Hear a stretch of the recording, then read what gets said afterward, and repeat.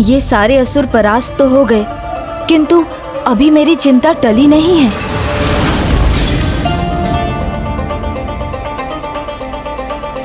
भाभी माँ, मुझे तो वहाँ शीघ्र पहुँचना ही है, किंतु मैं यहाँ आपकी सुरक्षा की व्यवस्था किए बिना नहीं जाना चाहता। प्रभु की कृपा से मैं सुरक्षित हूँ और मैं सुरक्षित रहूंगी।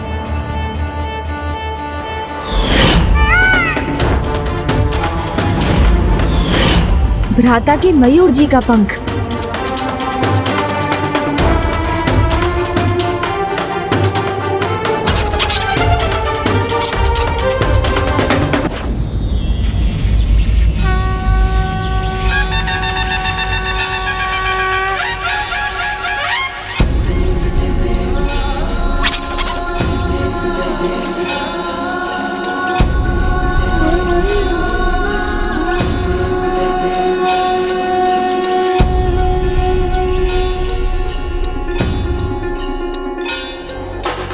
इस मयूर पंख से खिंची इस सुरक्षा रेखा के भीतर ही रहिएगा। यहाँ आप पर कोई संकट नहीं आ सकता। इसके भीतर किसी भी प्रकार का प्रहार आपको आहत नहीं कर पाएगा।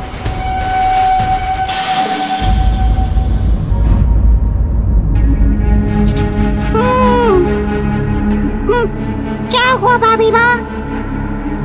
आप क्यों चिंतित हो गई? गणेश जी, आपने मुझे तो सुरक्षित कर दिया, किंतु स्वामी वहाँ कैसे हैं, ये मुझे कैसे ज्ञात होगा? उनका कुशल जाने बिना मैं पूजा में एकाग्र कैसे रह सकूंगी? अभी तो मेरे लिए उन्हें देखे बिना श्वास लेना भी कठिन है।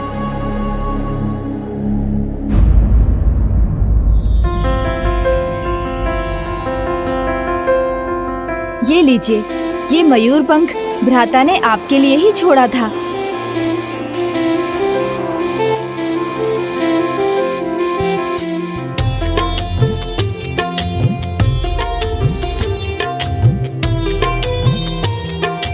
और मैं ये आशीष देता हूँ कि ये एक दिव्य दर्पण में परिवर्तित हो जाएगा, जिसमें आप अपने स्वामी को सदैव देख सकेंगी। वो कहाँ हैं और कहाँ जाएंगे, आप तो उनका भविष्य भी देख सकेंगी।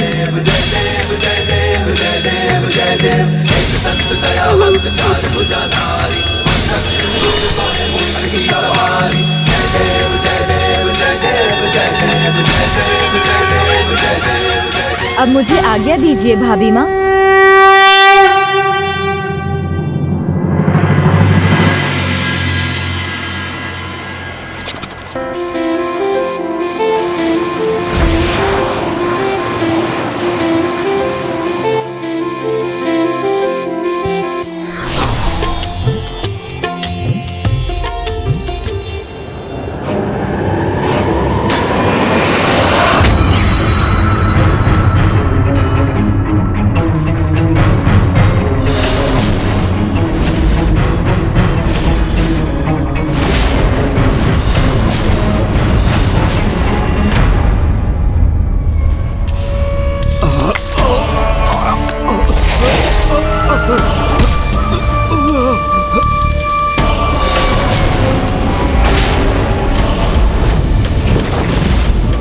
प्रणाम राजमाता सुरासाई।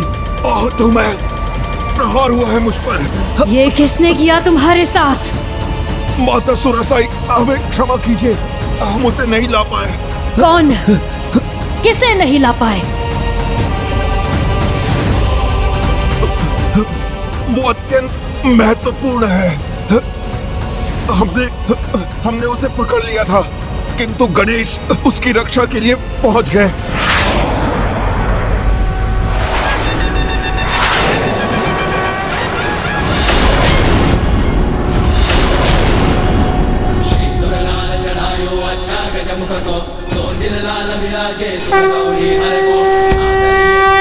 क्या हुआ भ्राता, आप अभी तक नीचे क्यों नहीं उतरे? युद्ध भूमि में प्रवेश क्यों नहीं किया? तुम्हारे आए बिना हम कुछ भी कैसे कर सकते हैं प्रथम पूज्य गणेश? किंतु तुम्हें इतना विलंब कहाँ हो गया? देवसेना भ्राता, मेरा मतलब था आपकी देवसेना की सुरक्षा, ये सुनिश्चित कर रहा था। गणेश, देवसेना तो कब से यहाँ तत्पर है युद्ध के लिए। अपितु हम सब तो तुम्हारी ही प्रतीक्षा कर रहे हैं। विघ्नहर्ता गणेश जी की जय। विघ्नहर्ता गणेश जी की जय। हे प्रथम पूज्य गणेश, मेरा प्रणाम स्वीकार कीजिए और हमें सफलता का आशीष देने की कृपा कीजिए। भ्राता, मेरी शुभकामनाएं तो सदा आपके साथ हैं। किसकी बात कर रहे हो तुम? शीघ्र बताओ, कितने लोग हैं? कहां से आक्रमण कर रहे हैं?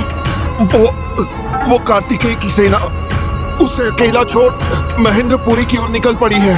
अति विशाल सेना है और वो उत्साह से भी भरी हुई है।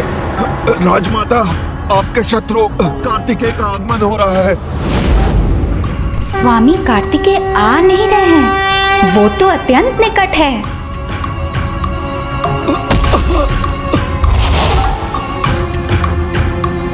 मेरे प्रभु, कार्तिकेय सुब्रमण्यम स्वामी यहाँ आ चुके हैं।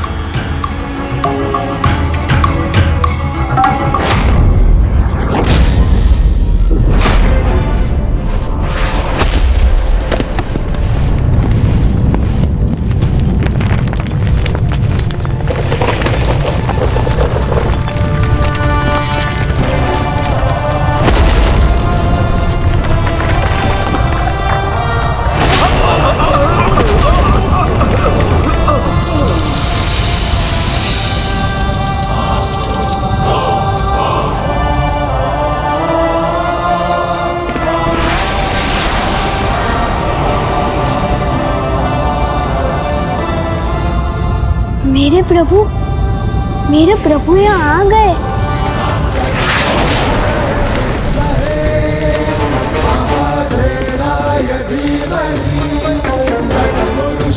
प्रभु,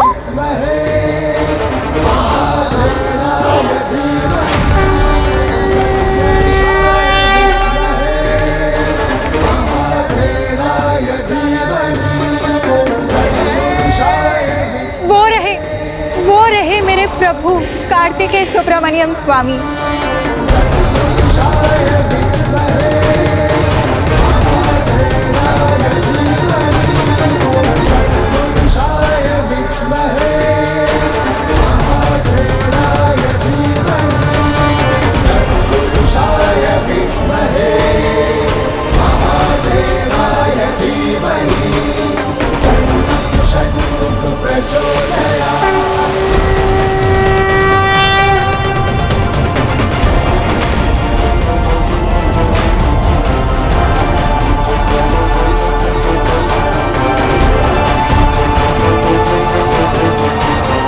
जहां तक दृष्टि जा रही, इसकी सेना बिछी हुई है। माँ, इसकी सेना चारों ओर से हम पर आक्रमण करने के लिए तैयार है।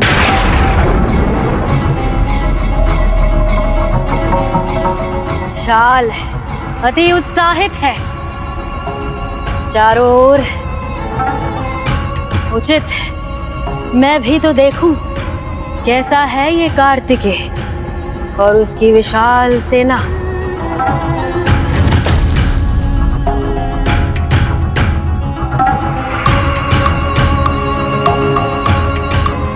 अवश्य देखिए माँ, किंतु हमें इस विशाल सेना से सामना करने का उपाय तो सुझाइए। जब उसके मुट्ठी भर सहभागियों ने हमारे राजभवन को शमशान में परिवर्तित कर दिया था, तो इस विशाल सेना की शक्ति का अनुमान लगाना कठिन ही नहीं, असंभव है माँ। बस शांत हो जाओ। सेना है इस बालक के पास, किंतु मैं नहीं, जो अपनी माया से इस सेना से भी विशाल सेना उत्पन्न कर सकती है। वो सेना जिसमें कभी भी किसी सैनिक की मृत्यु नहीं होगी। हमारे असुर सैनिक मृत्यु से सुरक्षित रहेंगे। फिर तो ये विशाल सेना भी धूल दूषित हो जाएगी। होगी, अवश्य होगी, क्योंकि मैं एक एक कर सभी असुर सैनिकों को पुनर्जीवित कर लूंगी। जो युद्ध में आहत होंगे उन्हें भी मैं जीवन दान दूंगी। फिर देखती हूँ कैसे ये देवता हमारी अनंत सेना को पराजित करते हैं। माँ, प्रकृति के नियमों के विरुद्ध जाकर कोई कुछ प्राप्त नहीं कर पाया है। आपकी माया से असुर पुनर्जीवित होकर भी वास्तव में प्राणहीन रहेंगे। जिनके लिए अपने पराये में भेद करना संभव नहीं हो, वो तो कदाचित उन सर्पों के समान होंगे जो अपने ही शिशुओं को अपना आहार बना लेते हैं। इसलिए कहीं ऐसा कर आप समस्त असुर कुल का सर्वनाश तो सुनिश्चित नहीं कर रहे ना? थोड़ा विचार कीजिए। मत कीजिए अनर्थ माँ, मत कीजिए। शांत अजामुखी, तुम्हें फिर से पुत्री होने का स्थान दिया है मैंने, किंतु मुझे क्या करना है क्या नहीं, ये बताने का अधिकार नहीं दिया है मैंने तुम्हें। मुझे भली भांति ज्ञात है कि मुझे क्या करना है। माँ को समझाना असंभव के समान है। समस्त संसार में केवल एक ही व्यक्ति है, उनके पति मेरे पिताजी महर्षि कश्यप, जो कदाचित उन्हें कुछ समझा सकते हैं। शीघ्र इस विशाल सेना का सामना करने के लिए, इसे पराजित करने के लिए इससे भी विशाल एक सेना होगी।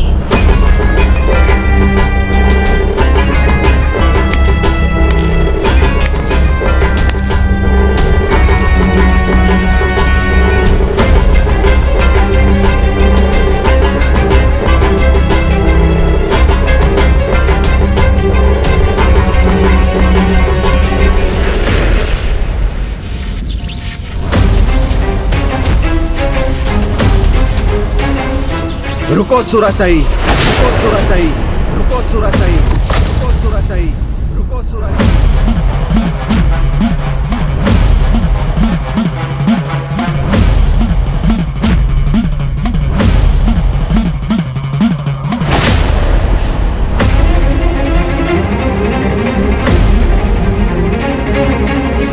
वाह पतिदेव, आज आपने इस ओर का मार्ग कैसे चुन लिया और कितना उचित समय चुना है, वो भी भूले भटके। मार्ग से तो तुम भटक चुकी हो सुरासाई, घोर अनर्थ करने जा रही हो तुम, किंतु अब मैं यहाँ हूँ तो ऐसा होने नहीं दूंगा। रोकने आया हूँ मैं तुम्हें यहाँ।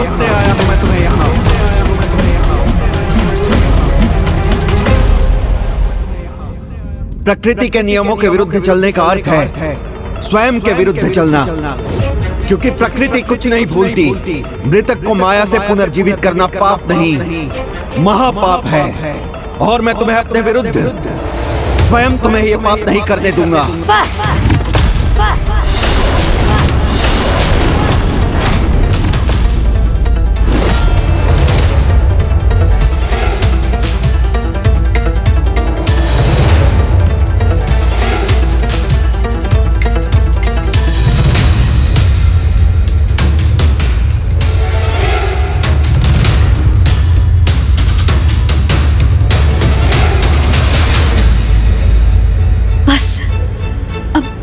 कीजिए स्वामी।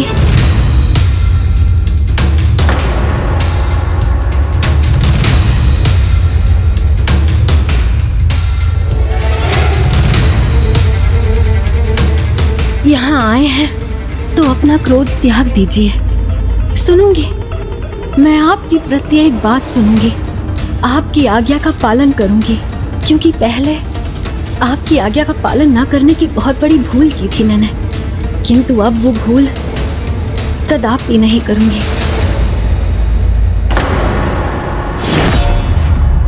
स्वामी, अपनी भूल से ही व्यक्ति सीख प्राप्त करता है। इतने वर्षों आपकी सेवा से वंचित रही, किंतु आज आपकी सेवा का अवसर प्राप्त करना चाहती हूँ।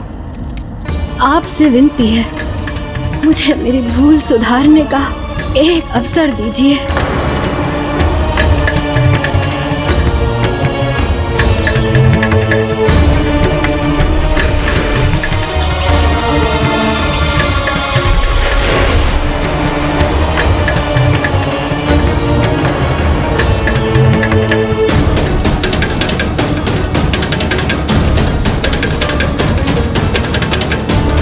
मेरी संतानों को धर्म नहीं, माया का ज्ञान चाहिए। माया हीन ही सफल बनाएगी। अनेक ब्रह्मांडों पर विजय दिलवाएगी।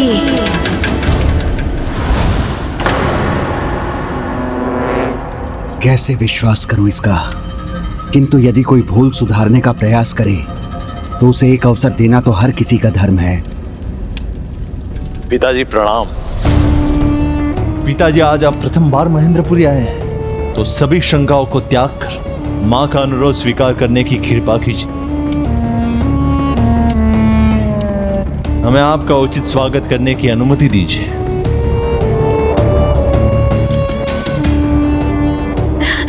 आइए आइए स्वामी, पधारिए।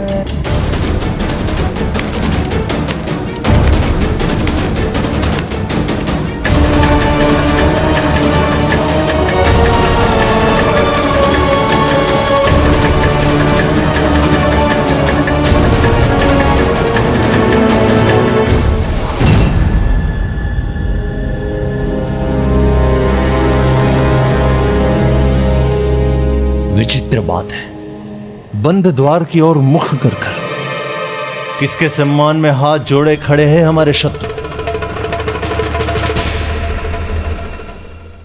उनके सम्मान में असुर सम्राट जो परम ब्रह्म है, उनके सम्मान में जो बंद द्वार के इस पार से भी उन्हें दिखाई दे रहे हैं, जिन्हें सामने आने पर भी आप उन्हें देखने में विफल हो जाएंगे। उनकी महानता, उनकी महिमा आप नहीं पहचान सकेंगे।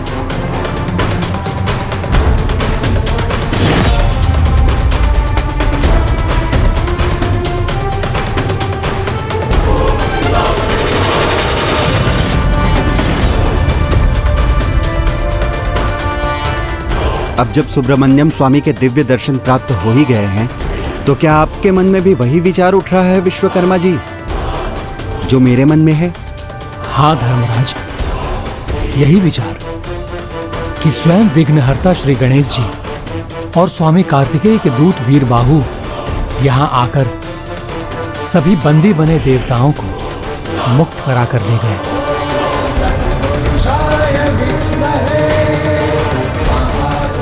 हाँ देवशिल्पी विश्वकर्मा जी, पुत्री पद्म कोमल और विभूति की सुरक्षा के लिए हम स्वेच्छा से बंदी बने हैं, किंतु अब समय आ गया है चिंता मुक्त होकर इन असुरों से मुक्त होने का।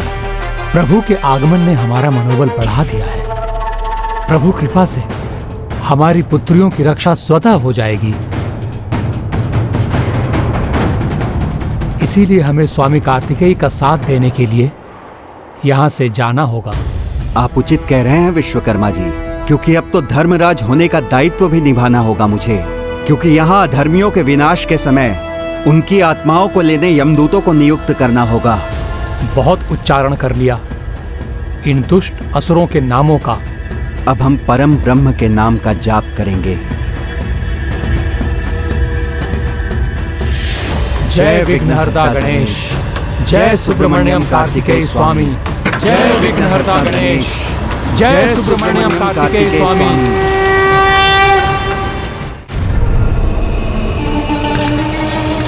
भूल हमसे ही हुई है भ्राता। जिन्हें हमें बंदी बनाकर रखना था उन्हें हमने अतिथि बनाया, अन्यथा ये दुस्साहस कदापि नहीं करते।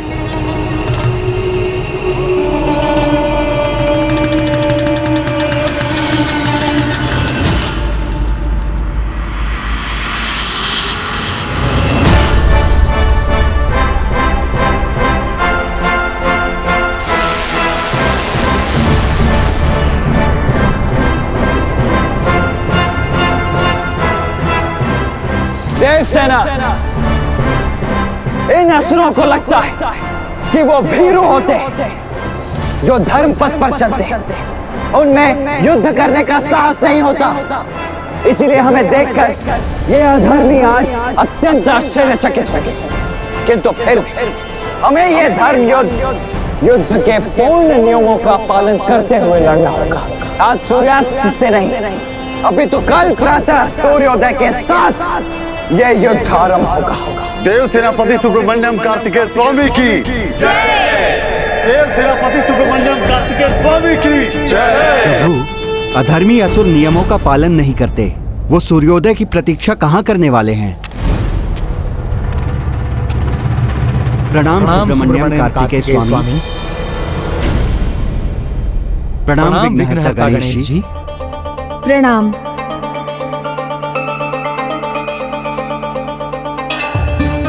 प्रथम पूज्य गणेश जी, हमारी पुत्रियों को बलपूर्वक महेंद्रपुरी की बहू बना लिया है उस दुष्ट और उसके भ्राता ने।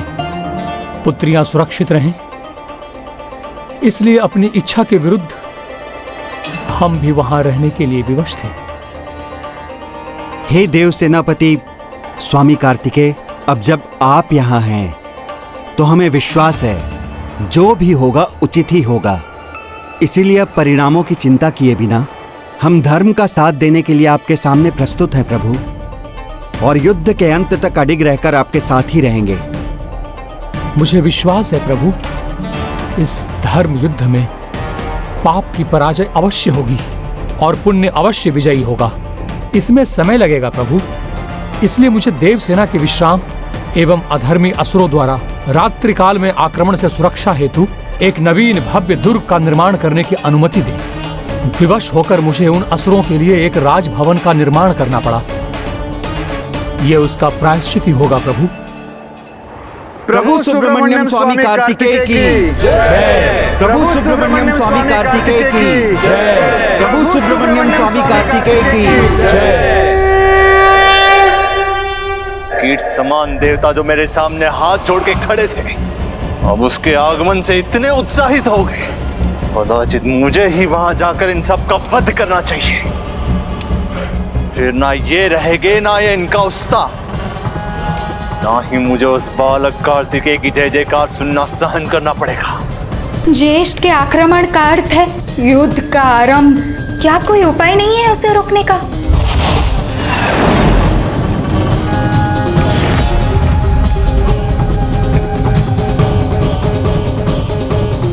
रुक जाइए भ्राता, हमें माता की आज्ञा की प्रतीक्षा करनी चाहिए। हमें सदा के समान माता के मार्गदर्शन पर ही चलना चाहिए। उनके सुझाव को मानने में ही हमारी भलाई है। माँ की वास्तविकता पहचानते तो इनका ये भ्रम भंग होता और ये इस आत्मघाती युद्ध से बच जाते।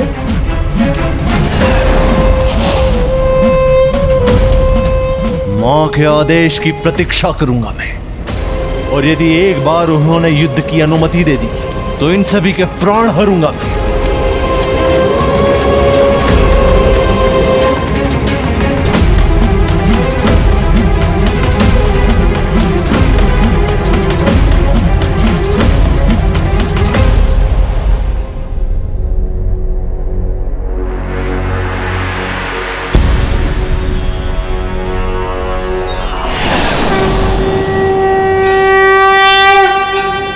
हे विघ्नहर्ता श्री गणेश, हमारे सभी विघ्नों को हरने की कृपा करें। प्रथम पूज्य गणेश जी की जय। प्रथम पूज्य गणेश जी की जय।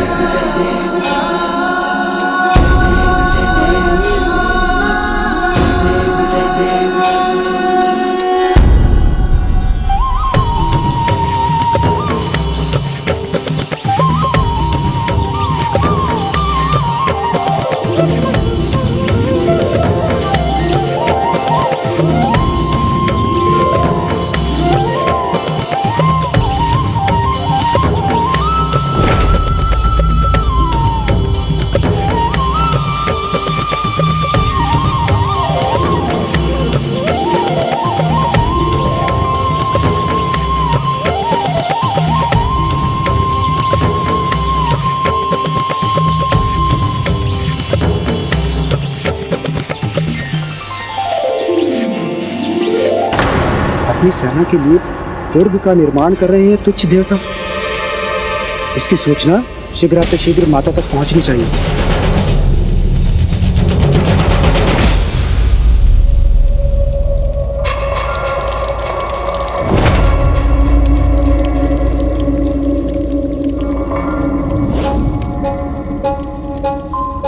स्वामी, बड़े दिनों बाद आपके चरण अभिषेक करने का सौभाग्य प्राप्त हुआ है। मैं तो धन्य हो गई। ऐसा सेवा भाव मात्र दिखावा कैसे हो सकता है? कदाचित इसका वास्तव में हृदय परिवर्तन हुआ है।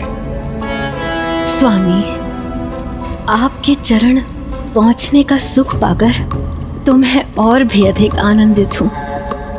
आपने यहाँ आकर मुझे धन्य कर दिया। अब तो इसका पान करना ही शेष है। स्वामी अनुमति दीजिए। नहीं सुरासई, इसकी आवश्यकता नहीं है। आवश्यकता है प्रभु। आपके चरणामृत से ही मैं अपने अंतर में शेष बुराइयों पर विजय पा सकती हूँ। स्वामी, आप चाहते हैं ना कि मैं युद्ध में सफल हूँ, विजय हूँ।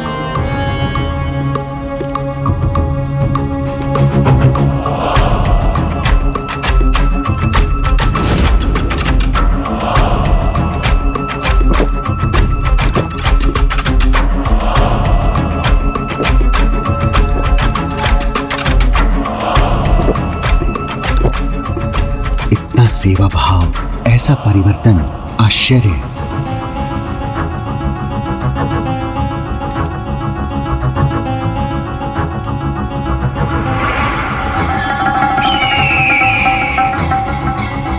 विश्वास कीजिए, आपकी अर्धांगिनी सचमुच अपनी बुराइयों को पराजित करना चाहती है। आशीष दीजिए मुझे, मेरे जो भी शत्रु शेष हैं, मैं उन पर विजय पा सकूं। अवश्य। विजयी भव, विजयी भव, विजयी भव, विजयी भव।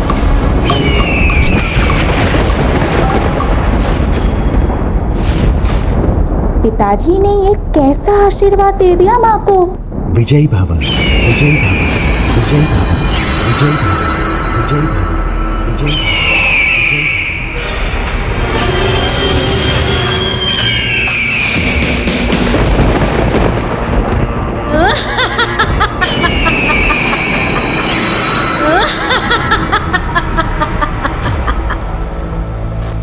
कितने भोले हैं आप स्वामी। कैसे आपको ये संसार महान ऋषि मानता है। मेरे छल में आकर पुनः आपने मुझे इच्छित वरदान दे दिया।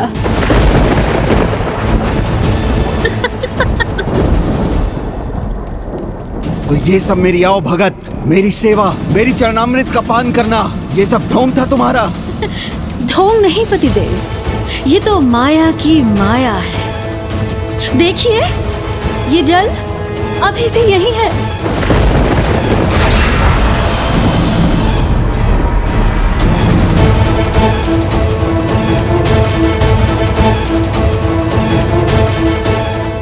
अपनी भावनाओं में बहकर मैं तुम्हारे छलावे में आ गया। तुम जैसे दुष्ट अपनी दुष्टता सरलता से नहीं छोड़ते। कदाचित मुझे ये समझ लेना चाहिए था। हाँ पतिदेव।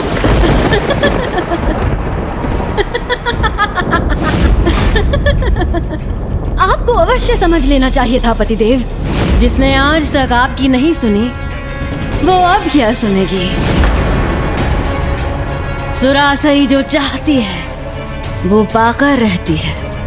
जैसे आज आपसे आशीर्वाद पा लिया, बस अब और स्वांग मुझसे नहीं होता।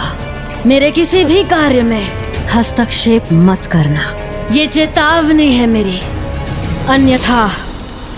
अन्यथा मृतक असुरों को पुनर्जीवित करना सबसे बड़ी भूल होगी तुम्हारी, क्योंकि ऐसा होते ही वो तुम्हारे ही विरुद्ध हो जाएंगे। और इतना ही नहीं, परम ब्रह्म स्वामी कार्तिकेय से युद्ध कर तुम अपने वंश का सर्वनाश निश्चित कर रही हो। मेरे वंश का नाश होता है तो हो जाने दो। मेरी महत्वाकांक्षा के समक्ष सब तुच्छ है। यही तो मेरी महत्वाकांक्षा रूपी यज्ञ की समिधा मात्र है। इनकी आहुति ही मुझे सफल बनाएगी। जिसके भीतर न ममता है, न त्याग, न अपनी संतान के प्रति कोई स्नेह, ऐसी माता कुमाता से और क्या अपेक्षा की जा सकती है। तुम अपनी स्वार्थ पूर्ति के लिए किसी का भी प्रयोग कर सकती हो। सत्य कहा आपने पतिदेव। प्रयोग करना ही मेरी प्रवृत्ति है। पिता की मृत्यु का प्रयोग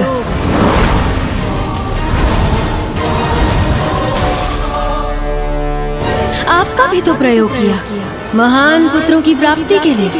भूल गए किस तरह सेवा का नाटक करके मैंने आपको प्रभावित किया, जिससे आप मुझसे विवाह कर सकें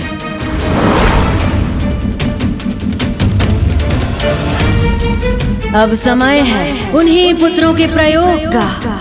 मुझे स्वयं के साम्राज्य का विस्तार करना है और उसके लिए मैं किसी की भी आहुति दे सकती हूँ, चाहे वो मेरे पुत्र हो या पुत्र के पुत्र।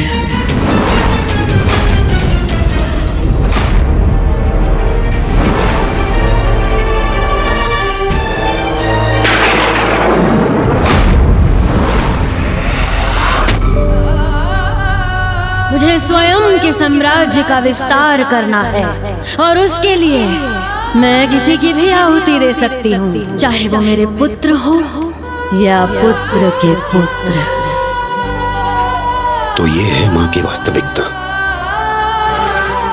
वर्चस्व के संघर्ष में मुझे विजय चाहिए, किसी भी मूल्य पर, बस विजय।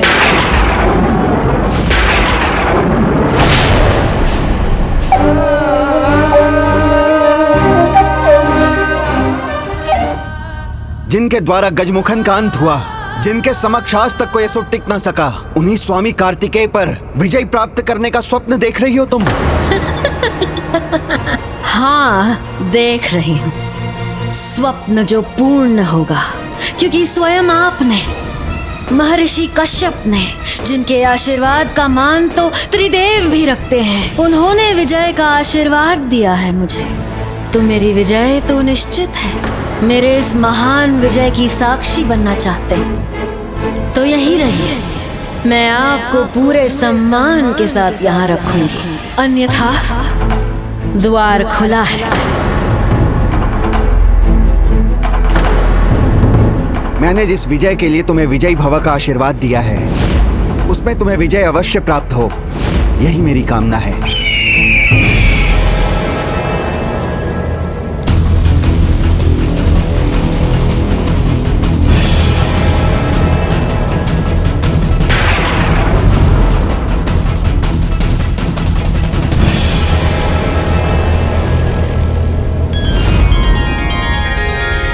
अद्भुत। देवशिल्पी विश्वकर्मा जी, आपने अपार भक्ति और श्रद्धा से इस दुर्ग का निर्माण किया। वो भविष्य में सुब्रमण्यम स्वामी कार्तिकेय की विजय का प्रतीक बनेगा। धन्यवाद प्रथम पूज्य गणेश जी। किंतु अभी इसके निर्माण में अंतिम कार्य शेष है।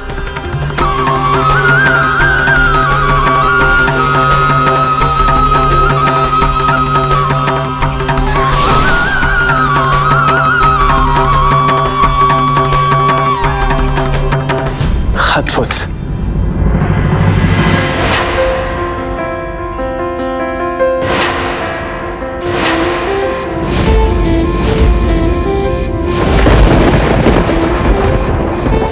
अद्भुत है उसकी निष्ठा, उसकी भक्ति, जिससे उसने मेरे लिए उस आश्रय का निर्माण किया था।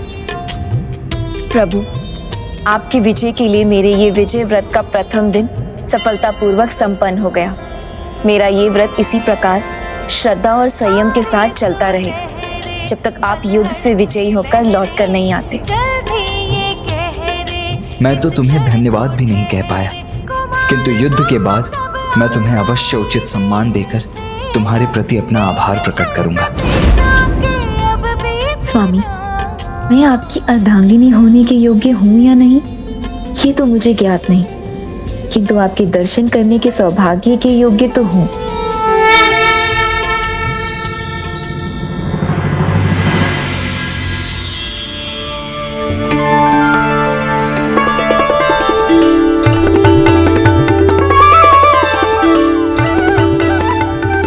आपके विचार से ही मेरे हृदय का स्पंदन बढ़ जाता है। आपसे दूर होना असहनीय है मेरे लिए, मुझे विचलित कर रहा है। किंतु आप कहाँ हैं, कैसे हैं, बस ये जान लो तो मैं निश्चिंत हो जाऊंगी।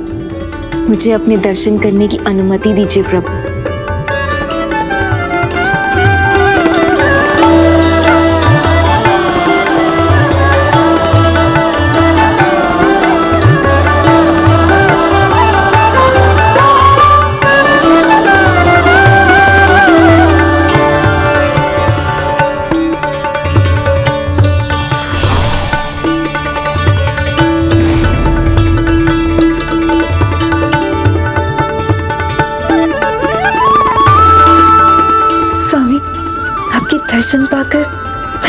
गई।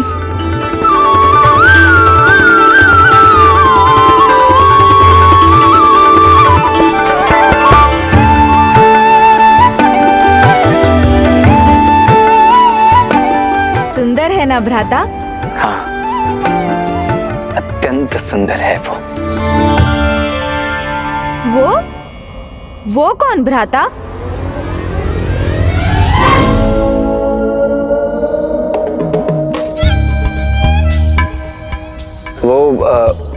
मैं तो आपके लिए बनाए विश्वकर्मा जी के दुर्ग की बात कर रहा था, उसकी भव्यता के बारे में कह रहा था।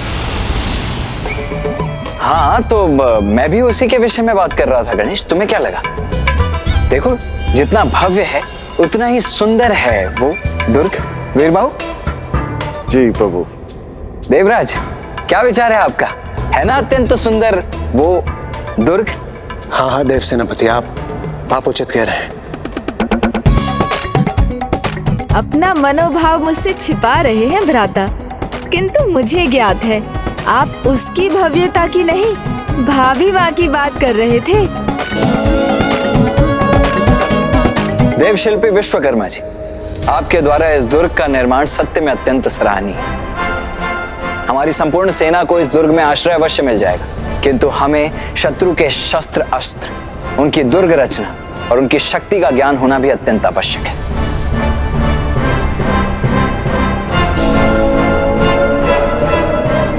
प्रभु, मैं आपके सामने महेंद्रपुरी की और उनके राजभवन की संरचना प्रस्तुत कर सकता हूँ, किंतु उनकी सेना का व्यूह, अस्त्र शस्त्र सब सुरासई द्वारा निर्मित भी है और नियंत्रित भी। यहाँ तक कि उस मायाविनी सुरासई की शक्ति और उसके अंतर के भेद तो उसके पुत्रों को भी ज्ञात नहीं।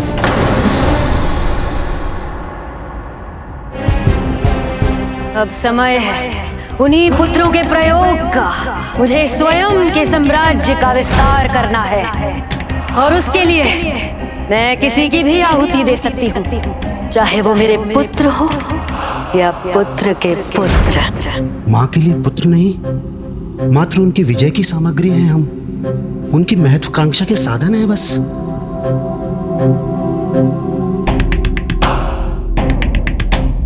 माँ की वास्तविक मंशा का ज्येष्ठ के सामने उजागर होना अति आवश्यक है।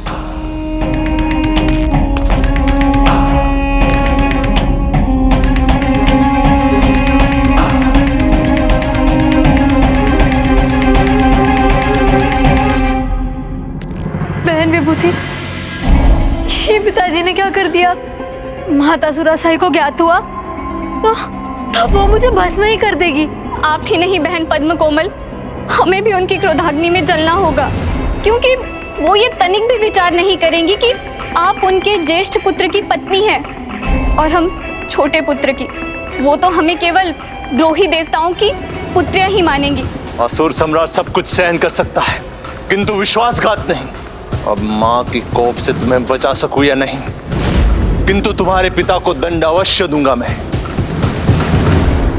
नहीं भैया, ये समय दंड देने का नहीं, अपितु सत्य जानने का है। वो सत्य आपको चकित भी करेगा और दुखी भी, क्योंकि वो सत्य उनके बारे में है। क्या है वो सत्य? किसके बारे में है शिवमुखन? बताओ, क्या बोलना चाहते हो तुम? बोलो शिवमुखन, शीघ्र कहो, क्या कहना चाहते हो?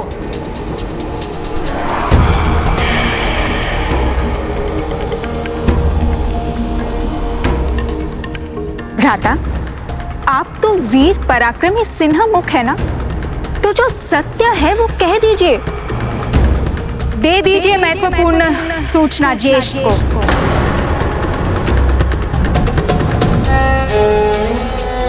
सूचना ये है कि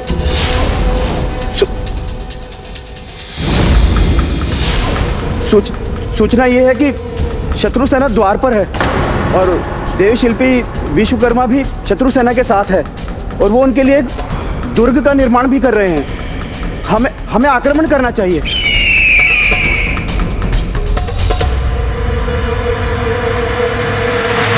बस कह लिया जो कहना था तुम्हें। और हाँ, ये भी कि मेरे श्वसुर यमराज भी उनके साथ है।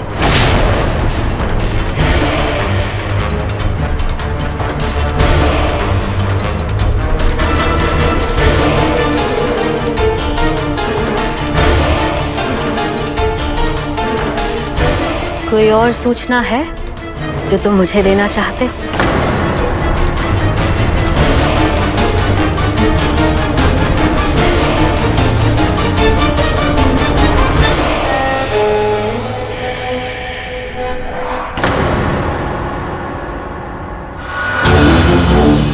विश्वासघात तो इन देवताओं का स्वभाव है। इनकी पुत्रियों को हमने अपनी पुत्र वधू बनाया, उन्हें सुख ऐश्वर्य प्रदान किया, और वो देव शिल्पी विश्वकर्मा हमारे शत्रुओं की सुख शांति की व्यवस्था कर रहे हैं। और तुम्हारे पिता यमराज क्या कर रहे हैं? अपने यमदूतों को यहाँ भेजने की तैयारी कर हमारे साथ विश्वासघात करने वाले हैं, है ना?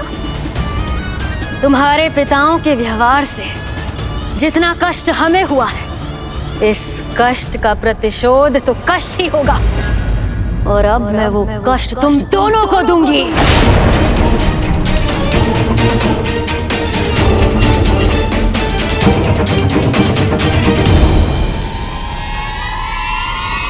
किंतु उससे पहले हमारे शत्रु कार्तिकेय को पराजित करने के लिए रणनीति बनानी है हमें, उसे नष्ट करना है। खड़े मत रहो, असुर राजाओं की सभा बुलाओ। स्मरण रहे, उसमें मेरे सभी पुत्र और पौत्र दोनों होने चाहिए। उन्हीं से सबसे अधिक आशा है मुझे, उनमें से कोई भी नहीं छूटना चाहिए। सुनिश्चित करो सभी उपस्थित होने चाहिए उस सभा में। उचित है मां।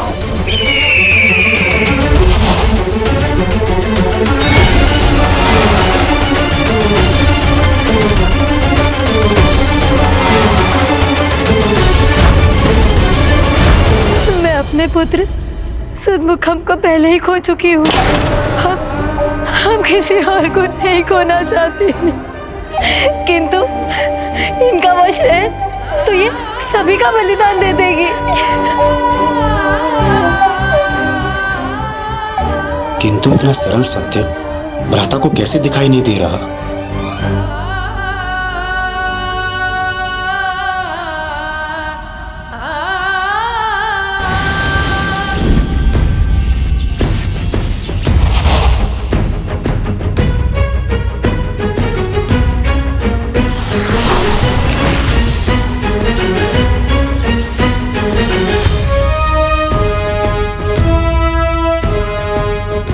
मैं और प्रभु गणेश जी दोनों ही महेंद्रपुरी के भीतर जाकर लौटे हैं, किंतु वहां तो हमें कोई विशेष दुर्गा का रचना दिखाई नहीं दी।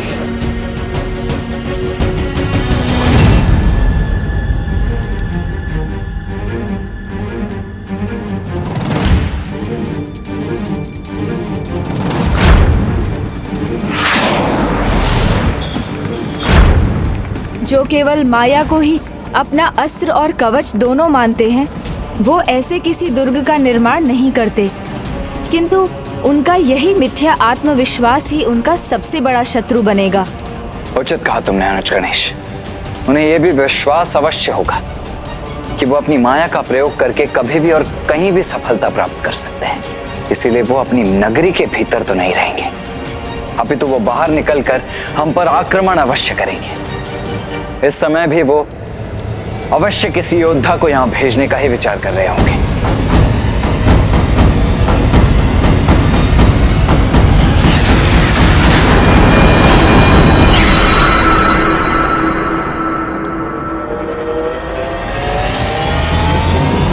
असुर सम्राट सूरपद्मन की, असुर सम्राट सूरपद्मन की, असुर सम्राट सूरपद्मन की, असुर सम्राट सूरपद्मन की। व्यूह रचना करनी चाहिए हमें, नहीं हमें प्रतीक्षा नहीं, आक्रमण करना चाहिए। उनकी सेना को मसल कर रख देना चाहिए। हम यहाँ बैठे हुए हैं, जाकर घेर लेते हैं उन्हें। हाँ हम घेर लेंगे। ये सभी स्वयं का बलिदान देकर भी युद्ध करने को तैयार है, और यही तो माँ भी चाहती है। मुझे समय रहते ज्येष्ठ को इसके प्रति सतर्क करना होगा। कहीं हम भूल तो नहीं कर रहे हैं। तुम्हारा हम तैयार हैं। अपनी संपूर्ण शक्ति झोंक देंगे हम। विजयी होंगे हम तैयार हैं। अहंकारी है सुरापद्मन, किंतु महेंद्रपुरी के राज सिंहासन पर स्थित होकर भी अपनी माता सुरासई के वश में है और उसका अनुज सिंहमुख पराक्रमी और सिंह के समान शक्तिशाली भी है और युद्ध कौशल में पारंगत भी है।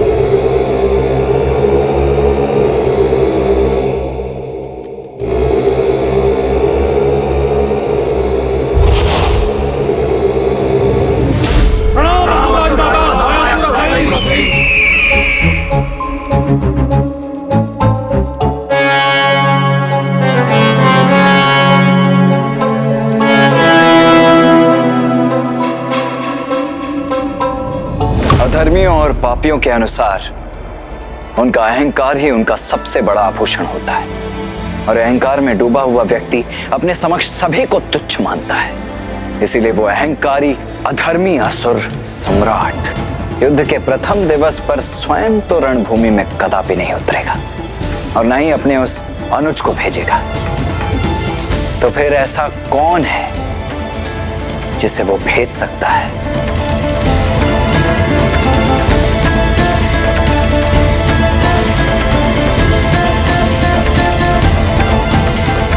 वो अहंकारी अधर्मी असुर सम्राट युद्ध के प्रथम दिवस पर स्वयं तो रणभूमि में कदापि नहीं उतरेगा। तो फिर ऐसा कौन है जिसे वो भेज सकता है?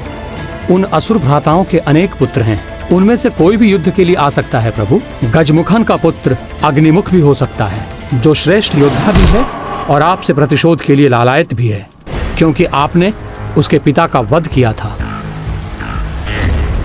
हे राजमाता सुरासई, यदि आप ये निर्णय ले रही हैं कि युद्ध करने का पहला अवसर किस असुर योद्धा को मिलना चाहिए, तो वो मैं ही हूँ, अग्निमुख। अग्निमुख। प्रतिशोध की भावना सदैव अनुचित निर्णय ही करवाती है, इसलिए यदि उनमें तनिक भी समझ होगी तो वो उसे तो कदापि नहीं भेजेंगे। आप मुझे सुरापद्मन के अन्य पुत्रों के विषय में बताइए। उनके चारों पुत्रों को धर्म संस्कार सिखाने का बहुत प्रयास किया मेरी पुत्री ने, किंतु उन पर असुरों का प्रभाव सशक्त था। इसलिए माया सुरासई ने जो उन्हें सिखाया उन्होंने वही सीखा। उसमें से एक है असुरेंद्र। राजमाता,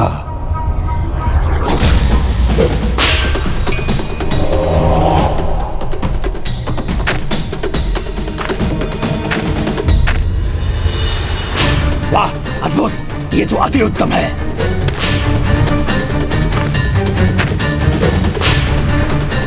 प्रतिशोध तो मुझे भी लेना है, अपने चाचा गजमुखन का।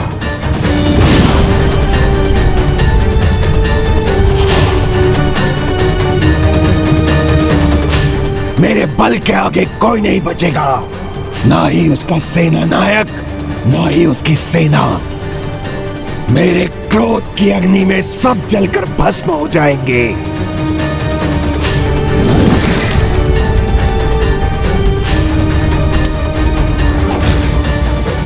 ये तो अत्यंत विनाशकारी है। इसका उचित प्रयोग तो अस्त्र रूप में, सेना नायक के रूप में नहीं। स्वामी कार्तिकेय, मेरी पुत्री से सिंहमुखन को भी एक पुत्र प्राप्त हुआ है, जिसका अंतर उसके बाहर से भी अधिक अंधकारी है, जो ऊपर से सौम्य है किंतु भीतर से बहुत ही क्रूर है। केवल अपनी रणनीति से ही अनेकों युद्ध जीत चुका है वो। असुर सम्राट, आज के युद्ध के लिए आपके अनुज महायोद्धा सिंहमुखन का पुत्र आदिमुखम अर्थात मुझे ही जाना चाहिए। नहीं, तुम मेरे एकमात्र पुत्र हो, तुम्हें मैं नहीं खोना चाहता। और ये केवल इसलिए नहीं कि मैं युद्ध कौशल में पारंगत हूँ। मेरे जाने का एक और भी कारण है। राजमाता सुरासई के 3 पुत्रों में से एक चाचा गजमुखन ने युद्ध में अपने प्राणों का बलिदान दिया। शत्रु ने छल से उनका वध किया। फिर आपके पुत्र और मेरे भ्राता सुदमुखम को यह अवसर प्राप्त हुआ, किंतु दुर्भाग्यवश कार्तिकेय दूत वीर बाहु ने उसका अंत कर दिया।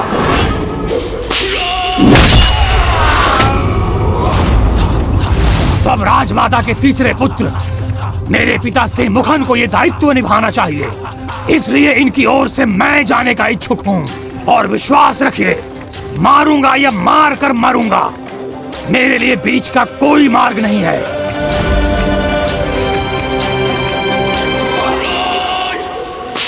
मैंने अभी भी कुछ न बोला तो मेरा पुत्र माता सुरासई की महत्वाकांक्षा की बलि चढ़ जाएगा। नहीं, आदि मुखम को भी नहीं भेजेंगे वो, क्योंकि वो अनेकों युद्ध में अवश्य विजयी हुआ होगा, किंतु देवताओं के विरुद्ध एक भी युद्ध में नहीं।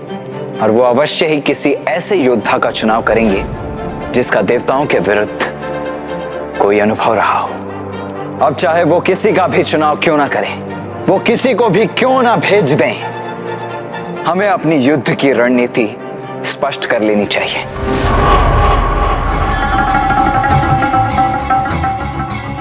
तो कदाचित मुझे इस भरी सभा में ही मां की वास्तविकता उजागर करनी होगी। माता, माता वो बताओ कहाँ है वो?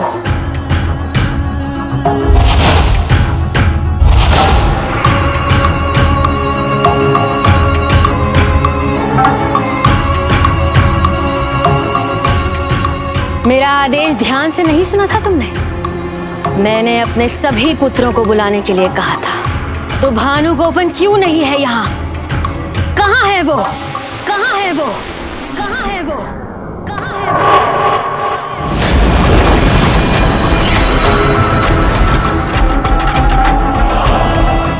माता, 11 दिन की शिव आराधना में व्यस्त है वो।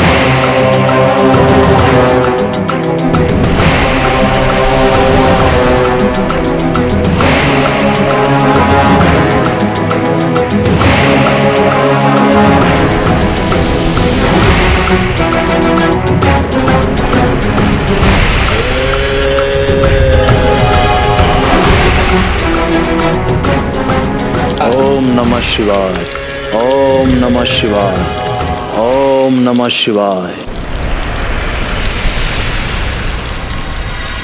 उसकी कोई भी पूजा इस कार्य से अधिक महत्वपूर्ण नहीं। अपने तप से वो शिव अस्त्र तो प्राप्त कर चुका है, तो शिव की और आराधना करने की क्या आवश्यकता है भला? मैं किसी की भी आहुति दे सकती हूँ, चाहे वो मेरे पुत्र हो या पुत्र के पुत्र। अभी वो बस भानुगोपन का प्रयोग करना चाहती हैं। भैया सिंहमुख कब तो कुछ कहेंगे।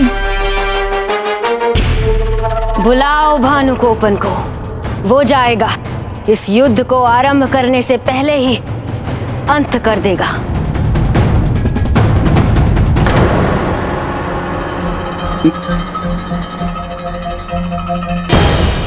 स्वार्थ की छाया है भैया सिंहमुख पर भी, इसलिए वो कुछ नहीं कह रहे हैं, क्योंकि स्वयं उनके पुत्र का जीवन दांव पर नहीं लगा है। मुझे ही कुछ कहना होगा। किंतु माँ, इस सभा में उसी को बोलने का अधिकार है जिसे आमंत्रित किया गया था, अर्थात मेरे पुत्र और पौत्र। ना ही तुम आमंत्रित हो और ना ही तुम्हें बोलने का कोई अधिकार है। यदि फिर भी तुमने बोलने का दुस्साहस किया तो हम तुमको फिर से ठुकरा भी सकते हैं। अब आप तो मुझे ठुकराएंगे ही। क्योंकि अब आपको मेरी कोई आवश्यकता जो नहीं है।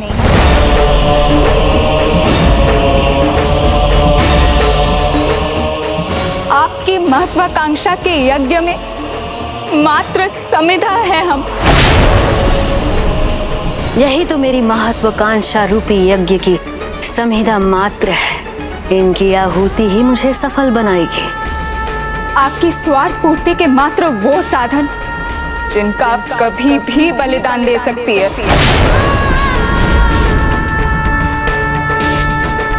भूलो मत अजामुखी, मैं तुम्हारी माँ हूँ।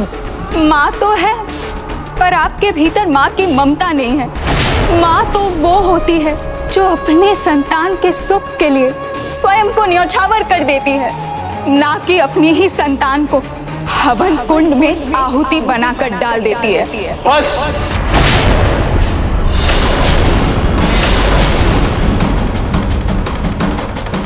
बंद करो तुम्हारा यह अनर्गल प्रलाप।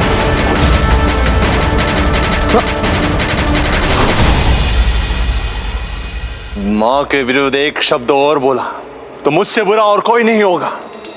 ज्ञात नहीं, मातृभक्ति का ऐसा कौन सा पाठ सिखाया है इन्होंने? उनका उद्देश्य ज्ञात होते हुए भी वास्तविकता देख पाने में असमर्थ हो रहे हैं आप भैया। मुझे मारना चाहते हैं तो मार दीजिए भैया, किंतु जिनके लिए आप मेरा अंत करना चाहते हैं उन्हें आपके अंत पर भी कोई दुख नहीं होगा। इनका अपना उद्देश्य, इनकी विजय, इनका वर्चस्व ही इन्हें इतना प्रिय है कि इन्होंने स्वयं अपनी पुत्री का विवाह तक नहीं होने दिया। रुको, बस बहुत हुआ। नहीं, आज मुझे सत्य बताने से कोई नहीं रोक सकता।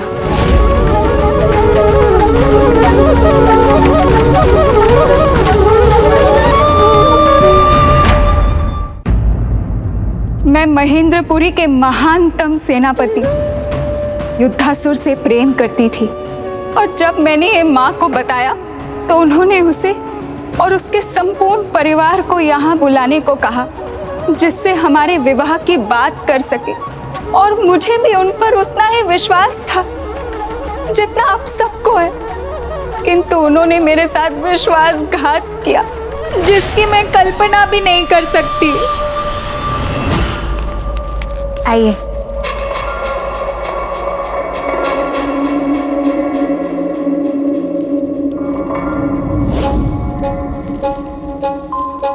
प्रणाम राजमाता। क्या इच्छा है आपकी? मैं अपनी पुत्री आपके पुत्र को सौंप दूं? तो क्या वो उसके बाद प्रसन्न रहेगी? हाँ राजमाता, हमें पूर्ण विश्वास है कि आपकी पुत्री हमारे पुत्र के साथ सदैव प्रसन्न रहेंगी, और हमारा पराक्रमी पुत्र आपकी पुत्री के लिए सर्वथा योग्य है, और फिर वो आपका सेनापति भी है। उसने अनेकों बार आपको युद्ध जिताए हैं और आगे भी जीतेगा। तो फिर तो हमें तनिक भी विलंब नहीं करना चाहिए। लीजिए, इस शुभ अवसर पर मिष्ठान से अपना मुंह मीठा कीजिए।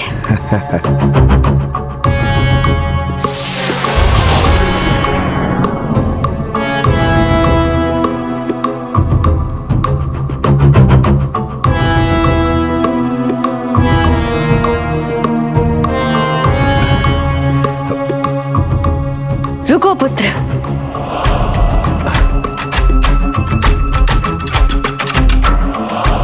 क्यों? तुम अपने हाथों से स्वयं अपने भावी पति को मिष्ठान खिलाओ।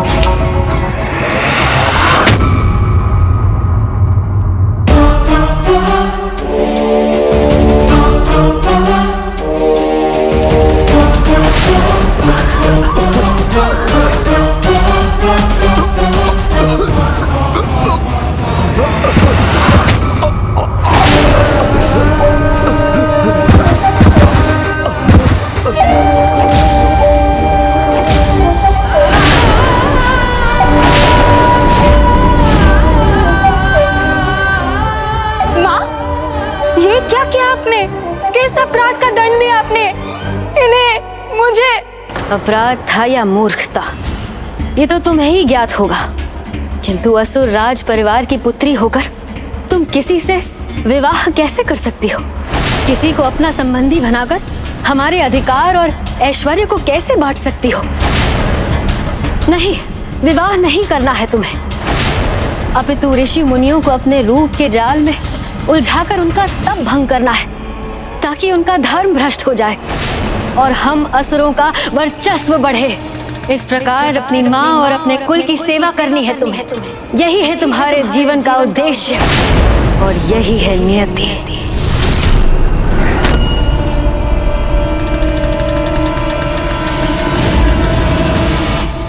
अपनी पुत्री के हाथों उसके होने वाले वर की हत्या करवा दी उन्होंने। फिर मुझे अपने स्वार्थ के लिए भोग की एक वस्तु बना दिया, जिससे मैं ऋषियों मुनियों को पथ भ्रष्ट करती रहूं और इनका साम्राज्य स्थापित रहे। कैसी माँ ऐसा कर सकती है? इतनी निष्ठुर, इतनी कठोर है ये। बहन अजामुखी के साथ में कैसा अन्याय किया माँ ने।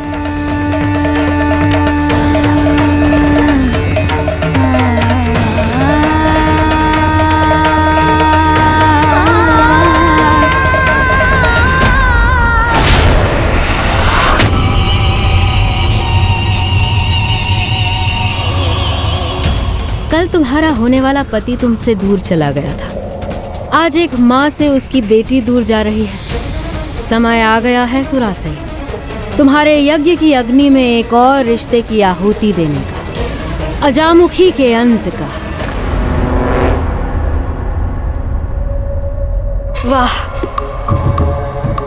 ये है मेरा दुर्भाग्य कि जिन पुत्रों को मैंने जन्म दिया, जिनका साम्राज्य स्थापित किया, जिन्हें सिंहासन दिलाया, आज वो ही अपनी माँ को दोषी मान रहे हैं, अपनी माँ पर संदेह कर रहे हैं।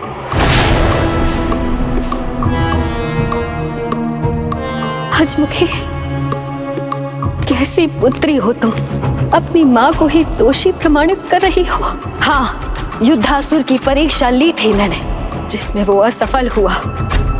जो अपने परिवार को संकट से नहीं बचा सका, वो भला मेरी पुत्री का ध्यान कैसे रखता? तो सभी बताओ, क्या बुरा किया अपनी पुत्री का विवाह रोक कर?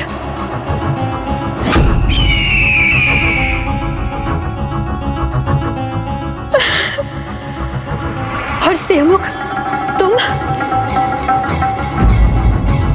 अपनी बहन के लिए, तुम्हारे नेत्र से अश्रु बह रहे हैं, किंतु अपनी माँ की पीड़ा, उसके कष्ट का अनुमान तक नहीं है तुम्हें। अपने नेत्रों के सामने अपने पिता की निर्मम हत्या होते हुए देखी है मैंने। तभी निर्णय ले लिया था कि अपने पुत्रों को इतना बलशाली बनाऊंगी कि कोई भी शत्रु उनके निकट आने से पहले सहस्त्रों बार विचार करेगा। राजभवन का सुख त्यागा, कठोर परिश्रम कर गुरु शुक्राचार्य से माया की शिक्षा प्राप्त की, किसी राजा की पत्नी न बनकर एक वृद्ध ऋषि को अपना पति बनाया। किसके लिए? तुम सबके लिए, ताकि उसके तपोबल से तुम जैसी संतानें प्राप्त हो, जो अत्यंत बलशाली हो, जिन्हें किसी के भी सामने झुकने पर कभी विवश न होना पड़े।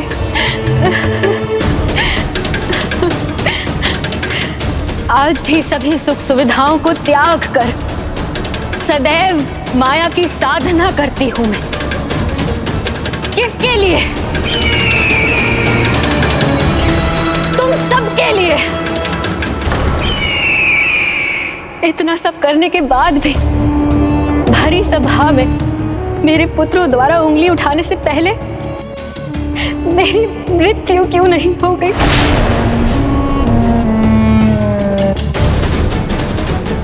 किंतु अब मैं यही आत्मघात करूंगी।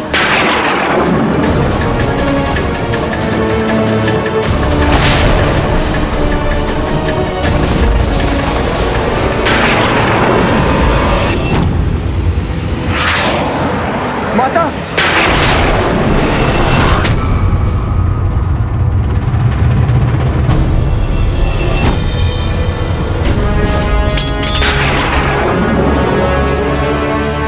नहीं माँ, मृत्यु आपकी नहीं, इस अजामुखी की होनी चाहिए, जिसने आपके लिए हमारे मन में संदेह उत्पन्न किया। उचित है पुत्र, यदि तुम्हें लगता है कि मैं सही हूं और ये दोषी, तो अंत कर दो इसका, जिससे ये कभी भी इस माँ और उसके पुत्रों के बीच फूट न डाल सके। हाँ, आपकी ये इच्छा मैं अवश्य पूर्ण करूंगा। रुको पुत्र, क्षमा कर दो इसे, है तो ये मेरी ही पुत्री ना, वैसे भी इसका अंत करके क्या मिलेगा हमें? सर्वप्रथम हमें अंत तो अपने शत्रु का करना है, जिसकी ये भक्त है।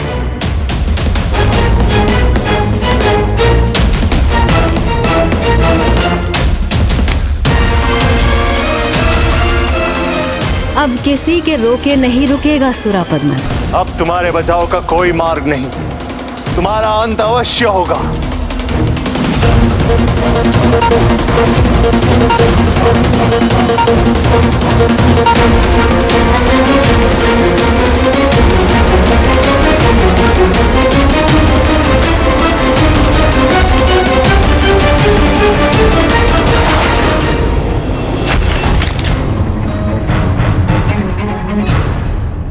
माँ,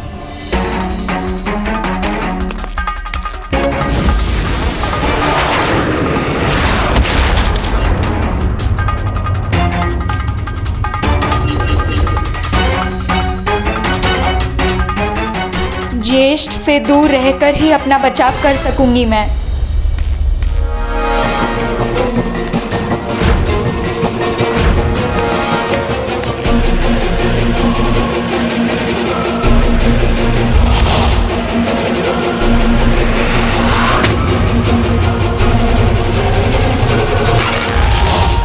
कितना भी भाग लो तुम, जाने नहीं दूंगा मैं तुम्हें।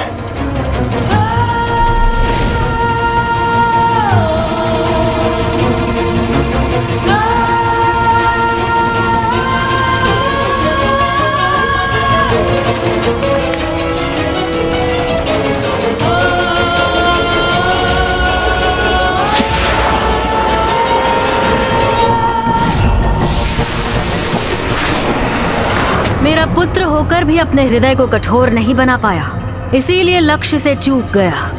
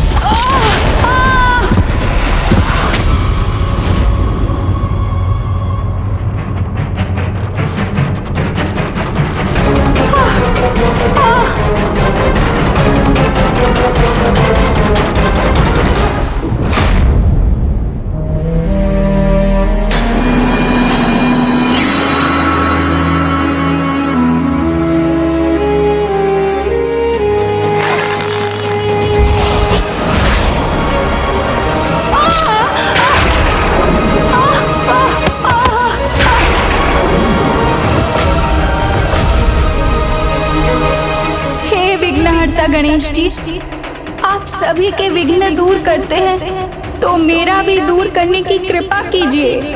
मृत्यु का भय नहीं, किंतु अपने प्राण त्यागने से पहले बस एक बार मुझे अपने प्रभु के दर्शन करने दीजिए। हे विघ्नहर्ता गणेश जी, मुझे अपने प्रभु के दर्शन करने दीजिए। अजामुखी,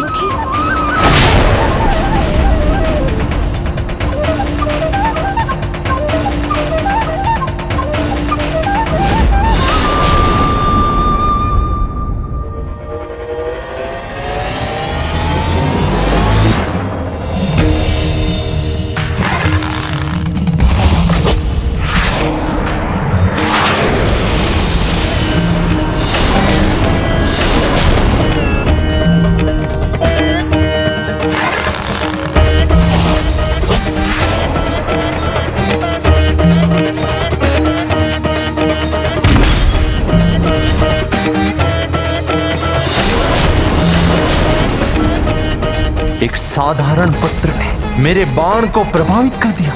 ये कैसे संभव है?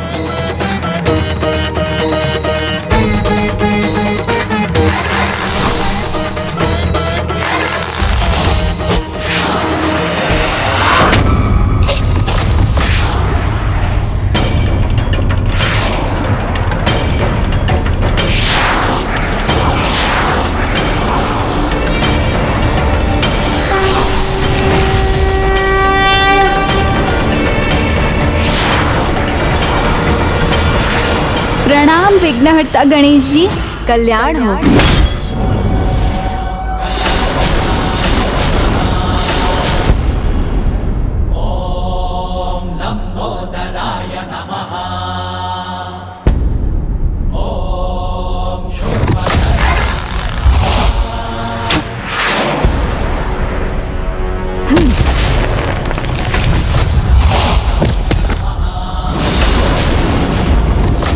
आइए अजामुखी, उठिए।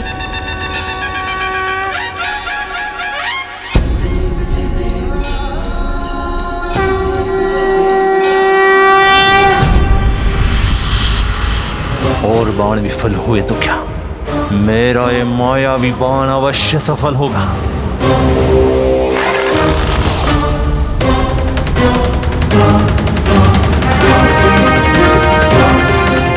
कहाँ गई वो दुष्ट अजामुखी? सुरक्षित शत्रु शिविर में पहुंच ही गई।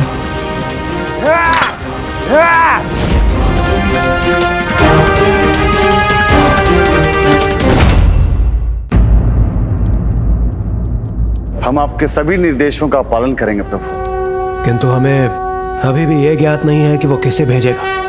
भानुकोपन, भानुकोपन, भानुकोपन, भानुकोपन,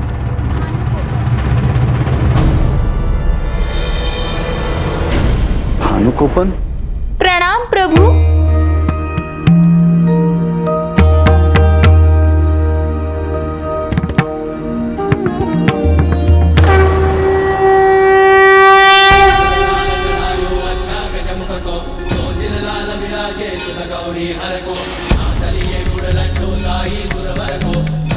इस भक्त की पुकार सुन एक ही समय पर यहाँ भी रहकर और मेरे सहायक भी बनकर आपने मुझ पर बड़ी कृपा की है।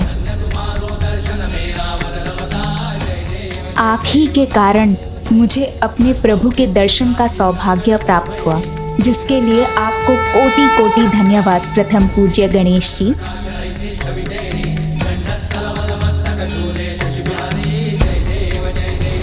प्रभु, जन्म से तो मैं असुर सम्राट सुरापद्मन की बहन हूँ, किंतु उससे भी अधिक मैं आपकी परम भक्त हूँ अजामुखी। एक ऐसी भक्त जिसने अपनों की ताड़ना सहकर भी भक्ति का मार्ग नहीं छोड़ा। इतना ही नहीं, तुमने तो मेरे भक्त जयंत का भी भली भांति ध्यान रखा। आइए अजामुखी, भीतर आइए।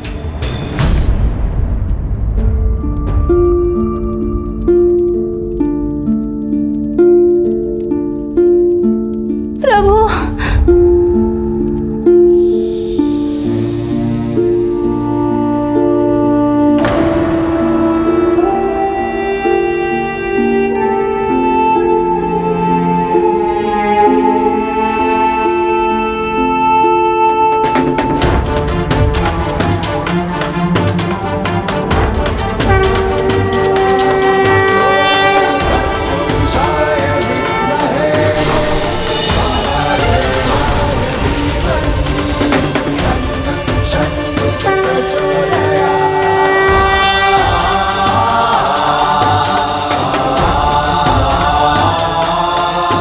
प्रभु, अपनी इस भक्त पर आपकी कृपा के लिए आपको अनेकों धन्यवाद। मैं धन्य हो गई प्रभु। देवी, मेरी एक जिज्ञासा शांत कीजिए। आपने कहा था वह असुर युद्ध के लिए भानुकोपन को भेजने जा रहे हैं। कौन है वो? मेरे ज्येष्ठ असुर सम्राट सुरापद्मन का सबसे बड़ा पुत्र। किंतु वो तो महादेव प्रभु की तपस्या कर रहा है।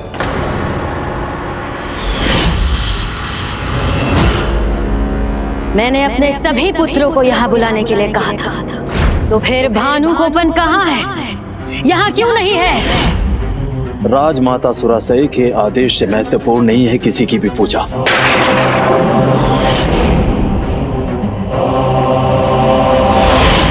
वो पूजा छोड़कर माँ की आज्ञा पालन का चुनाव करेगा। किंतु भानुकोपन ही क्यों? वो उसे ही क्यों भेजेंगे?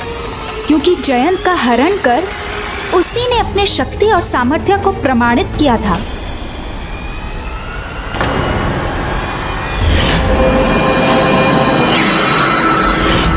किंतु वो तो मात्र एक हाथ था जिसने हमें पराजित किया था। हाँ देवराज, क्योंकि वो जितना चाहे अपना हाथ उतना ही बढ़ा सकता है। और इसका प्रत्यक्ष प्रमाण तो आपको भानुकोपन के जन्म के पश्चात ही मिल गया था। उस समय महेंद्रपुरी में कोई नहीं था। भाभी पूजा कर रही थी और मेरे भ्राता त्रिलोक विजय करने गए थे। भानुकोपन अकेला शिशु निद्रा में था और सूर्य की तपती किरणें उसकी निद्रा भंग कर रही थी। तब उसने अपना हाथ बढ़ाया और सूर्य की किरणों को ही नहीं रोका, स्वयं सूर्य देव को ही रोक दिया।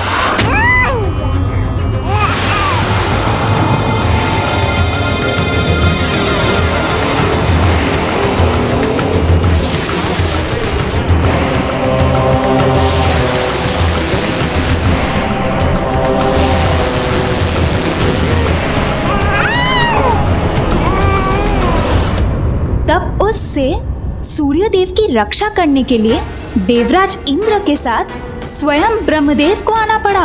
मुझे स्मरण है, वो एक बहुत ही हठी बालक था। उसने सूर्यदेव को अपनी मुट्ठी में बंद कर लिया था और वो उन्हें मुक्त ही नहीं करना चाहता था। वो एक असुर था, इसलिए असुरी प्रवृत्ति उसका स्वभाव था। इसलिए हमने उसके साथ छल किया, उसे एक लालच दिया हमने। तुम मेरा वायु चक्र ले लो बालक, किंतु सूर्यदेव को मुक्त कर दो।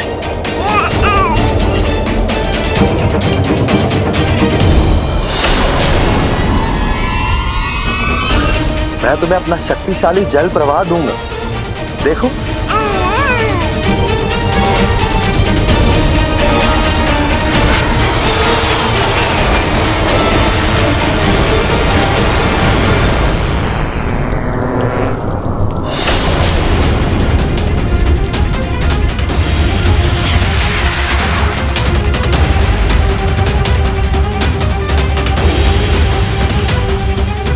हे बालक, आप मेरा अग्निअस्त्र ले लो, देखो।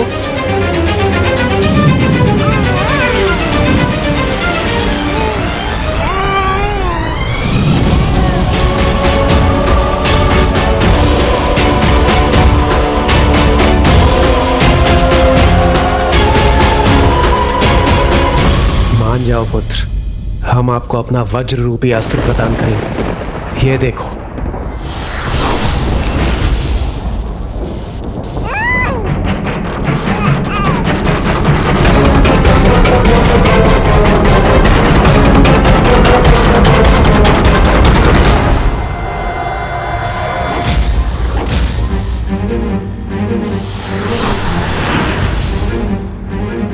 हे बालक, मैं ब्रह्मा तुम्हें अपना ब्रह्मास्त्र देता हूं।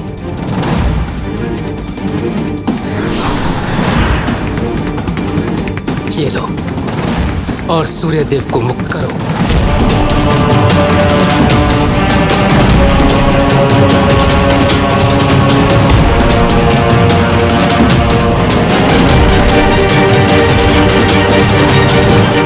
ब्रह्मदेव कदाचित वो ये चाहता है कि आप पहले उसे ब्रह्मास्त्र प्रदान करें, फिर वो सूर्यदेव को मुक्त करेगा।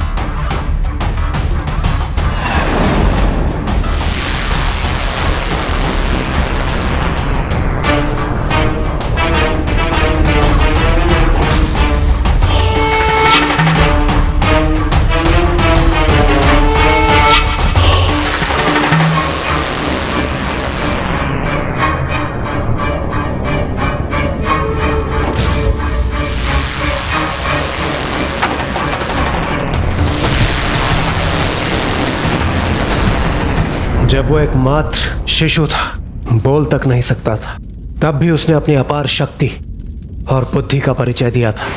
उस घटना के बाद माता सुरासई ने उसके जले हुए हाथ और ब्रह्मास्त्र को देखकर उसका नाम भानुकोपन रख दिया था, अर्थात वो जिसने सूर्यदेव को ही अपना बंदी बना लिया था। और तब से ही भानुकोपन ही माँ को सर्वाधिक प्रिय है।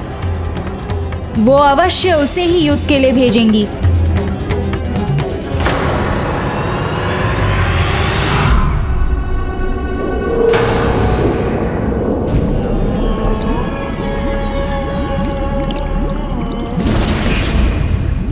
तो आप यहां पे हैं मां, और शत्रु हमारे द्वार पर। युद्ध के इस समय महेंद्रपुरी के बाहर आप इस जलाशय के पास क्या कर रही हैं? मैं कब, कहाँ और क्यों होती हूँ ये या तो मैं जानती हूँ या मेरी माया। तुम बताओ पुत्र, तुम मुझे क्यों ढूंढ रहे हो? कुछ तो विशेष ही होगा। विशेष ही है मां। आपसे अनुमति चाहिए कि कल भानुकोपन के स्थान पे हमारी सेना का नेतृत्व मैं करूं या सिंहमुख?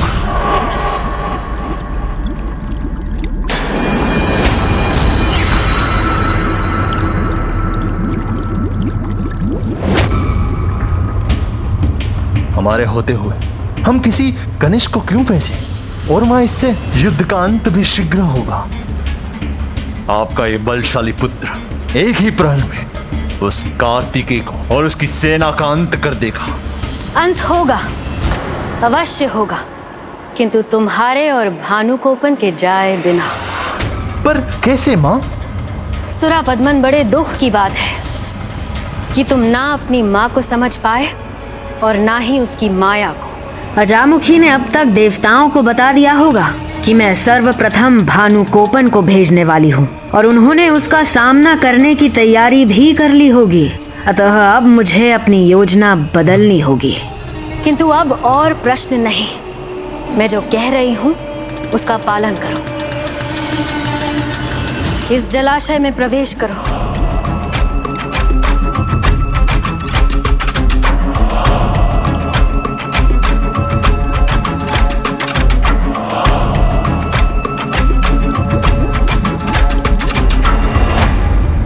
गजासुर द्वितीय, गजासुर द्वितीय।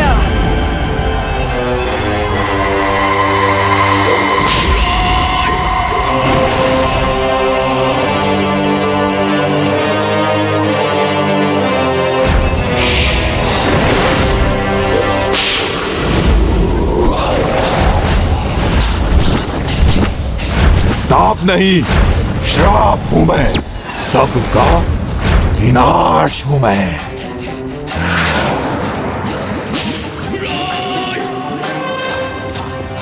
मां, कौन है ये गजासुर द्वितीय?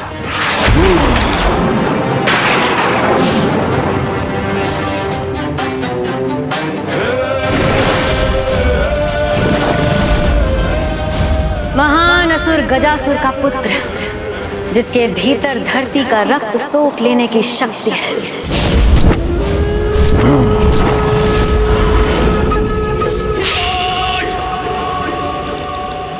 धरती का रक्त? हाँ, धरती का रक्त यानी जल, जो जीवन है, जिसके बिना धरती शून्य है। जहाँ जहाँ गजासुर द्वितीय के पग पड़ते हैं, वो स्थान जल से रिक्त हो जाता है, अकाल पड़ जाता है, सूखा पड़ जाता है। पेड़ पौधे, जीव जंतु, कोई भी नहीं बच पाता। सहस्त्र गजों का बल जिसमें समाया हो, जिसके आने मात्र से सब सूख जाता है। ऐसे असुर गजासुर द्वितीय को बुलाने का दुस्साहस क्यों किया आपने? क्या आप अकाल का आनंद लेना चाहते हैं? आनंद तो लेना है मुझे, युद्ध में विजय का आनंद। और इसका कारण तुम बनोगे गजासुर द्वितीय। जिस शत्रु ने महेंद्रपुरी के बाहर अपना डेरा डाला है, अपने अकाल से उस शत्रु का काल बनकर। किंतु मैं भला ऐसा क्यों करूं? कठोर तपस्या से अर्जित शक्तियों को मैं आपके लिए क्यों व्यर्थ करूं? तुमने सत्य कहा कि तुम मेरे लिए अपनी शक्तियां क्यों व्यर्थ करोगे, और करनी भी नहीं चाहिए। मुझसे तो तुम्हारा कोई संबंध भी नहीं, किंतु अपने पिता के संबंधी तो हो ना। महान असुर गजासुर के पुत्र तो हो ना।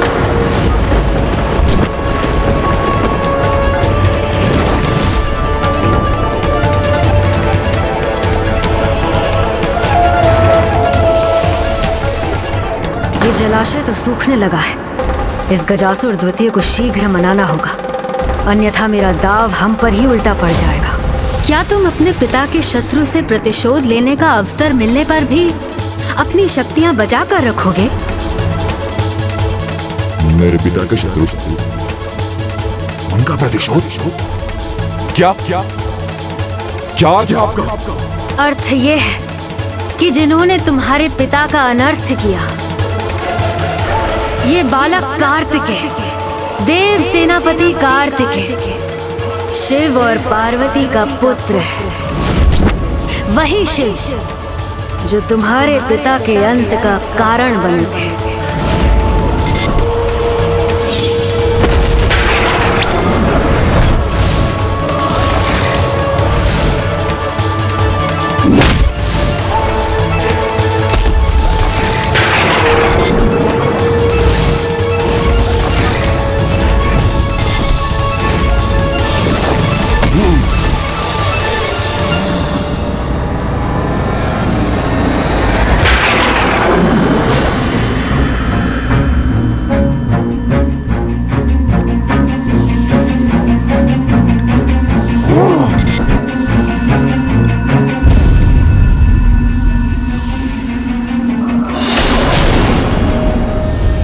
पुत्र हो तुम, जो अपने पिता के वधिकों से प्रतिशोध लेने में संकोच कर रहा है। महेंद्रपुरी के बाहर खड़ी ये देवताओं की सेना आई तो है यहाँ युद्ध करने, किंतु मैं तुम्हें इनका संहार करने का अवसर देकर अपने असुरी धर्म का पालन कर रही हूँ। स्मरण रहे, मेरा ये उपकार कभी मत भूलना। कदाचित ना ही तुम्हें अपने पिता की मृत्यु का कोई शोक है और ना ही तुम इस प्रतिशोध के सुनहरे अवसर को चाहते हो, इसीलिए तुम यहाँ से चले जाओ। मेरी महेंद्रपुरी में अपना अकाल फैलाने से पहले जाओ यहाँ से। देवताओं के लिए तो मेरे पुत्र ही पर्याप्त हैं। पिता का प्रतिशोध मैं अवश्य लूंगा। मिटा दूंगा उस शिव पुत्र की सेना को, अपने अकाल से कंकाल बना दूंगा उसकी सेना को।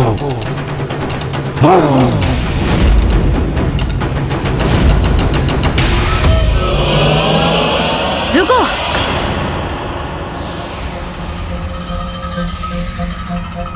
उसे मत रोकिए मां, अन्यथा शत्रु के शिविर में अकाल बाद में आएगा।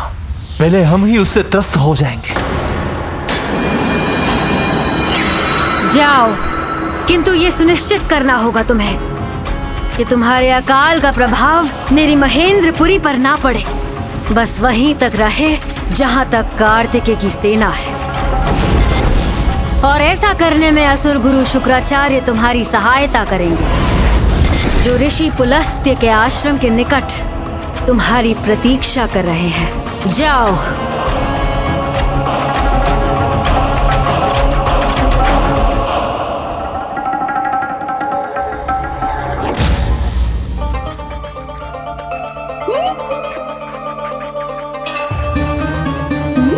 प्रभु, किस विचार में डूबे हैं आप?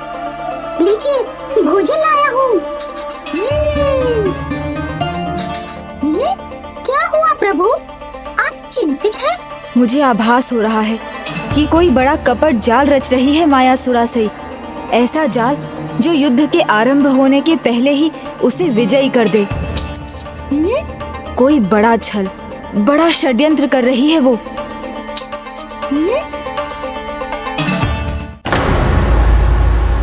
असुर गुरु शुक्राचार्य जी को गजासुर द्वितीय का प्रणाम। गुरुवर, आपके मार्गदर्शन के लिए आया हूँ।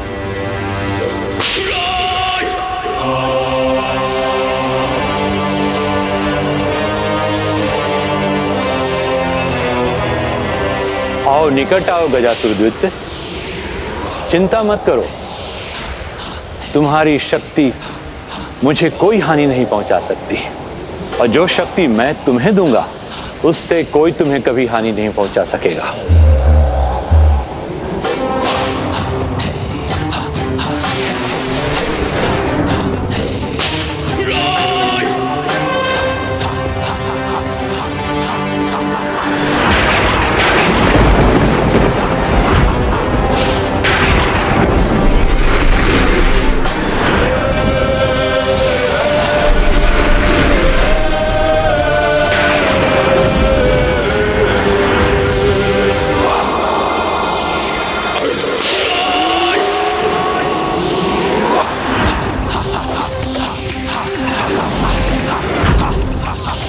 ये असुर सुरक्षा महाअस्त्र है, वो अस्त्र जिसे भूमि में गाड़कर जहां तुम खड़े होगे वहीं से तुम्हारी शक्तियां अनेक गुना बढ़कर चारों दिशाओं में फैलने लगेगी।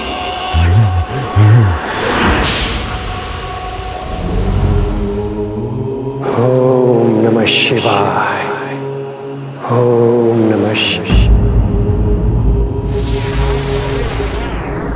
मेरे ऋषि पुलस्त के आश्रम के निकट ये कैसी घटना घट रही है?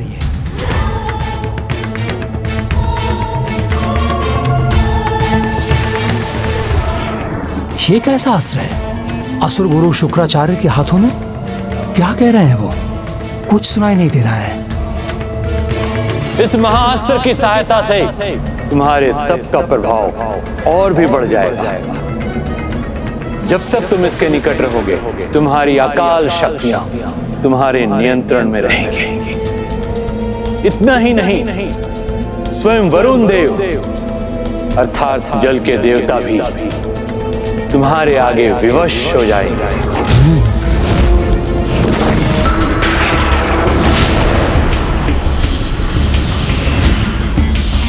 विजयी भव।